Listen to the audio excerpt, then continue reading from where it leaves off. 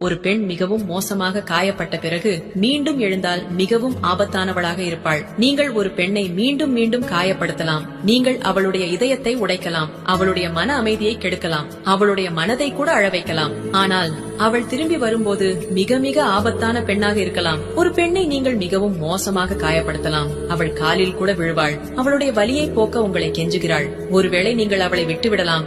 ஆனால் அவள் தன்னைத்தானே கட்டமைத்துக் கொள்ள கற்றுக்கொண்டால் நீங்கள் தவறான நபரை காயப்படுத்தி விட்டீர்கள் என்பதை நீங்கள் உணர வேண்டி வரும். ஒரு பெண் பாதிக்கப்படக்கூடியவளாக இருக்கலாம், ஆனால் அவள் நெகிழ்ச்சியுடன் இருக்க முடியும். அவள் மிகவும் மன்னிக்க கூடியவள். ஆனால் வாழ்க்கையில் மோசமான விஷயங்களை சந்தித்த பிறகு அவளால் இறக்கப்பட முடியாது. எனவே நீங்கள் காயப்படுத்த போகும் பெண்ணிடம் கவனமாக இருங்கள்.